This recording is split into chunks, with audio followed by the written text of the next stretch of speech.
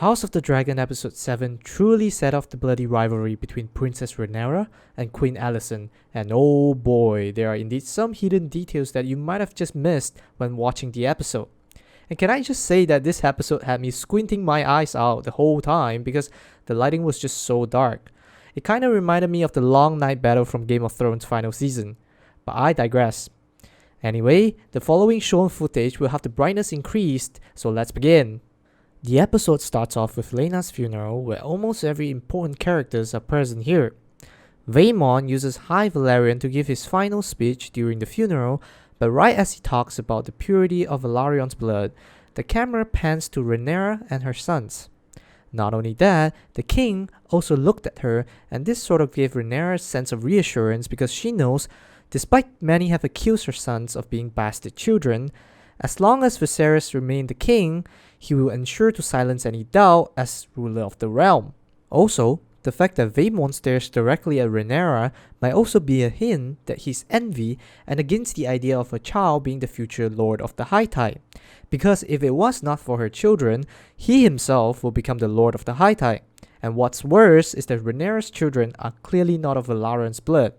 Vaemon's stance in the Battle of the Greens and the Blacks will be shown even clearer later on in the episode. We'll get back to this. As the coffin of Laena drops into the sea, we can see that there are many other similar coffins in the sea, meaning it has been the Valyrians' traditional way of sending off their loved ones. After the ritual, Viserys talked to Daemon about going back to King's Landing. Right before Daemon speaks about him needing nothing, we can clearly see that he meant to say Rhaenyra. Probably still feeling anger of the fact that Viserys did not marry Rhaenyra off to him. Clearly, Daemon thinks that his true love is that of Rhaenyra and not Laena. Later on, when the two of them were walking on the beach and is about to start an intimate scene, it is interesting to see Rhaenyra has become the one to take initiative, unlike Daemon who took the first step in previous episode. I, however, do think that she did not do it purely for the sake of love, but also to make sure Daemon joins her in protecting her position as heir to the throne. This is because she knows that the High Tower has basically taken over King's Landing and she is in desperate need of capable men in joining her forces. Daemon, a dragon rider and a great swordsman, is a perfect candidate. On the same time, we see that Aemon sneakily trying to ride Vhagar while it is sleeping. However, Vhagar woke up and we can see that Vhagar's neck and mouth slightly lit up here, almost like he's about to rain fire to Aemon. But then, it decides to give him another chance, and Aemon wanted to try it and ride it again. This time, Vhagar had enough and is about to burn him down. Luckily, Aemon is smart enough to command Vhagar using High Valyrian.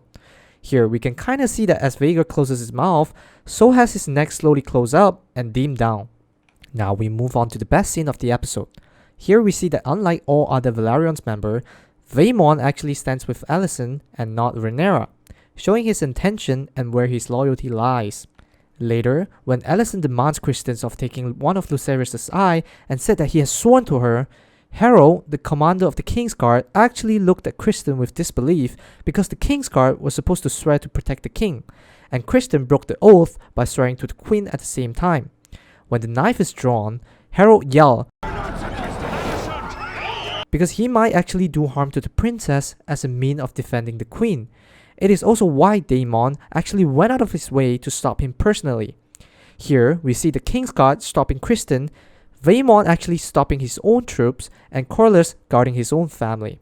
It is such a marvelous scene as everyone's intention and stance is clearly shown in this one singular scene. It is to note that the reason Harold stops Valyrian's troop as well is so that he can ensure neither the princess nor the queen are hurt.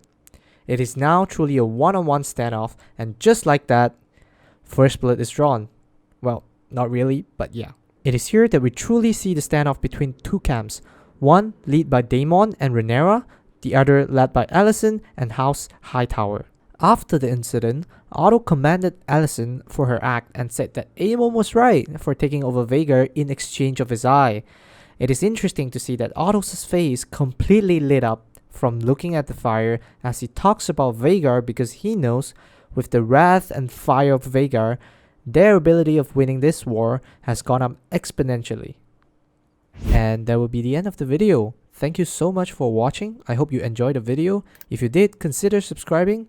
Meanwhile, check out my other videos, and I will see you next time.